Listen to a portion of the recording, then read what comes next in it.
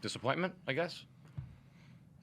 We got outplayed, we got outcoached, we got outworked. We were lucky to even be thinking about a comeback in the fourth quarter. So just got to give credit to Sydney. They beat us fair and square. It's been the trend throughout the entire past couple of weeks with the starts. It must be doing your head in. You said that it was going to cost you, and today it has cost you. Yeah, I mean, the start and the middle wasn't much better, to be honest. It's kind of and it's the same things every time. It's pretty much always transition defense and rebounding. I think tonight we threw a couple turnovers in there, but we're gonna learn one way or the other. Either we're gonna learn before it's too late, or we're gonna learn the hard way. So what do they need to do now to fix this? You said you've thrown it on them. You've tried different methods to try to fix the different elements of it. What do they need to actually do now? Well, run back on defense, protect the basket, find shooters, pick up the ball and try to slow it down, get our defense set so we can execute our system, which we didn't do a great job of tonight either. And then I can see just where all the flaws are in the game plan that I wasn't very good at either, because as a coach, until you execute what you set out to do, it's hard to know when or what to change. So I'm more than happy to change, but I need the guys to execute a little bit better, and maybe I got to come in a little bit more prepared in what we're going to do. Doesn't help when you lose Matt Hodgson as well during that third quarter. Do you know what sparked him to do that? I don't know, but he looked annoyed. What do you say to him after that sort of incident? I was wondering why it took so long to kick him out. That's what I asked him. He was wondering the same thing too. I think everyone knew he was going to get ejected. I'm not sure why it took a half hour to give them the ball. That's all that happened. So guess the replay center earned their money today, whatever they get paid.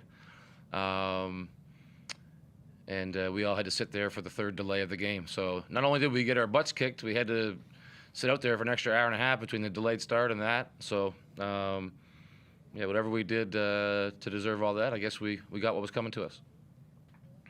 Will you be surprised if he's available for your upcoming games after that? Do you expect him to be suspended? I don't know. I was saying to the guys after the game that kind of one of the things about me coming here and being new and all that stuff is I don't really know what the hell's going on, or who anyone is, or what the precedents are. So I'm going to sit back and wait for a couple weeks for the league to make a ruling. We had the Vic incident a couple of weeks ago as well. Is this something you would address to the group now, the importance to not lash out at people? I guess that's a polite way of putting it. I mean, you want your guys to be competitive. You want them to have an edge. You don't want them to be backing down. But at the same time, you got to keep your head and stay locked in. Toughness isn't just going out there and swinging your elbows and pushing people.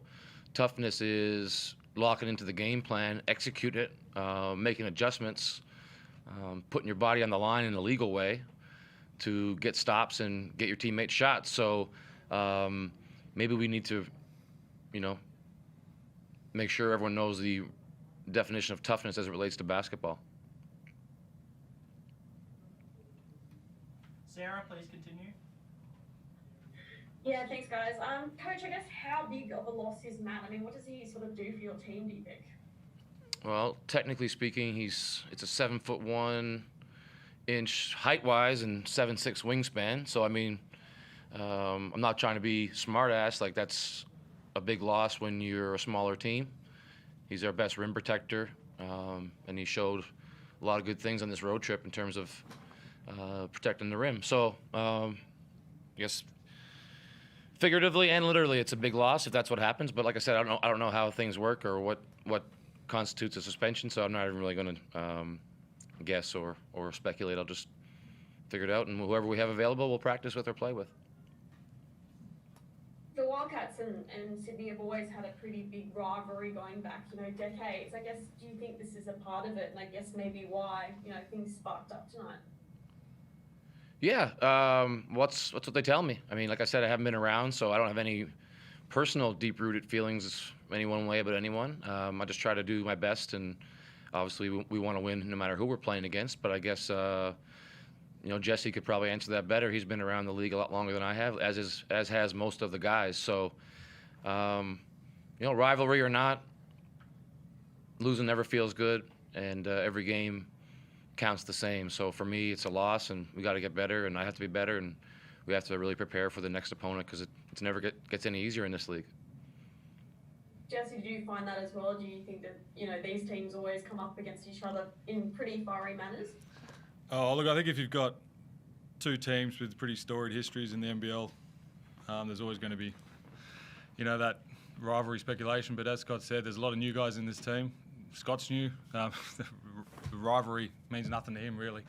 A lot of new guys on their team. So it's a new team every year. It's not as if we're playing the same Sydney team from last year. It's different guys and different guys on our team. So I think every game is fiery in this league. Hi Scott, Fraser from AAP here.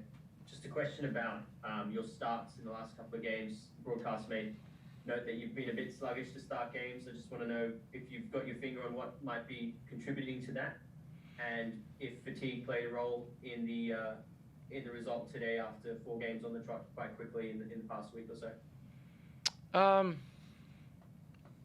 Well, as far as the starts, like I said, I think transition defense is big. We're giving up a lot of transition scores, especially early in the game. And, I mean, that's pretty easy for us to tell from the stats, just doing a little bit of a dive into it. Tonight I thought we didn't do a great job executing our half-court defense, even when we did get back. I thought we were really good against Illawarra in that regard, and kind of had a dip today, which is not a good sign. We got to correct that. And as far as fatigue goes, I wouldn't say that. I mean, we had a day off. It's kind of our first day off in a while, so we should have been a little fresher. I think with days off is it can work both ways, in my opinion. And you can get a break, get refreshed, and be better for it. And sometimes you also lose some focus that you had, and maybe that's what happened to us. So we'll go back to friendly Hobart and get back to the work, back to the film, and hopefully by the time we play again, we'll be locked in and have a good start.